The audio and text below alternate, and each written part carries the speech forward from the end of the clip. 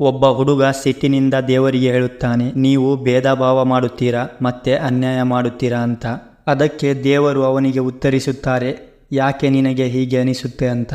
ಅದಕ್ಕೆ ಅವನು ಹೇಳುತ್ತಾನೆ, ಯಾವ ವ್ಯಕ್ತಿ ಬಿಸಿಲಿನಲ್ಲಿ 12 ಗಂಟೆ ಕತ್ತೆ ದುಡಿಯುವ ಹಾಗೆ ದುಡಿಯುತ್ತಾನೋ ಅವನಿಗೆ ಹಣ ಕಮ್ಮಿ, ಮತ್ತೆ ಯಾವ ವ್ಯಕ್ತಿ 6ರಿಂದ 8 ಗಂಟೆ ಎಸಿಯಲ್ಲಿ ಕುಳಿತುಕೊಂಡು ಕೆಲಸ ಮಾಡುತ್ತಾನೋ ಅವನಿಗೆ ನಮಗಿಂತ ಜಾಸ್ತಿ ಹಣವನ್ನು ಕೊಡುತ್ತೀರಾ. ಮತ್ತೆ ಯಾವ ವ್ಯಕ್ತಿ ಎಲ್ಲಿ ಬೇಕಾದರೂ ಕುಳಿತುಕೊಂಡು 3ರಿಂದ 4 ಗಂಟೆ ಕೆಲಸ ಮಾಡುತ್ತಾನೋ ಅವನಿಗಿಂತ ಜಾಸ್ತಿ ಹಣವನ್ನು ಕೊಡುತ್ತೀರಾ. ಮತ್ತೆ ಯಾವ ವ್ಯಕ್ತಿ ಮನೆಯಲ್ಲಿಯೇ ಕುಳಿತುಕೊಂಡು 1 ಗಂಟೆ ಕೆಲಸ ಮಾಡುತ್ತಾನೋ ಅವನಿಗೆ ಎಲ್ಲರಿಗಿಂತ ಜಾಸ್ತಿ ಹಣವನ್ನು ಕೊಡುತ್ತೀರಾ.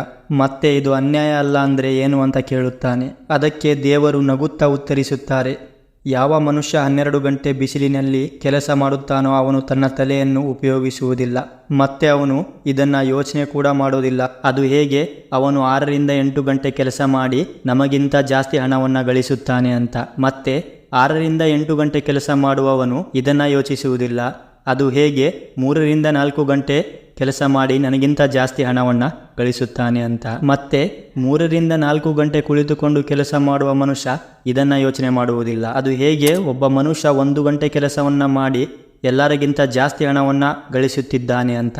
ಯಾವ ವ್ಯಕ್ತಿ 1 ಗಂಟೆ ಕೆಲಸ ಮಾಡುತ್ತಿದ್ದಾನೋ ಅವನು ಎಷ್ಟು ಸ್ಕಿಲ್ಡ್ ಮತ್ತು ಎಕ್ಸ್ಪೀರಿಯನ್ಸ್ಡ್ ಆಗಿರುತ್ತಾನೆ ಅಂದರೆ ಅವನು ನಿಮ್ಮ 12 ಗಂಟೆಯ ಕೆಲಸ 1 ಗಂಟೆಯಲ್ಲಿ ಮುಗಿಸಿಬಿಡುತ್ತಾನೆ. ನಿಮ್ಮ 80 ಗಂಟೆ ಕೆಲಸ ಅವನಿಗೆ 8 ಗಂಟೆ ಆಗಿರುತ್ತದೆ. ಅವನಿಗೆ ಅದರ ಅನುಸಾರವಾಗಿ ಹಣ ಸಿಗುತ್ತದೆ. ನೋಡಿ ಸ್ನೇಹಿತರೆ, ನಿಮ್ಮ ಪರಿಶ್ರಮ ನಿಮಗೆ ಒಂದು ಒಳ್ಳೆಯ ಕೆಲಸ ಕೊಡಿಸುತ್ತೆ, ಆದರೆ ನಿಮ್ಮ ಸ್ಕಿಲ್ಸ್ ಅದೇ ನಿಮ್ಮನ್ನು ಹುಡುಕಿಕೊಂಡು ಬರುತ್ತೆ.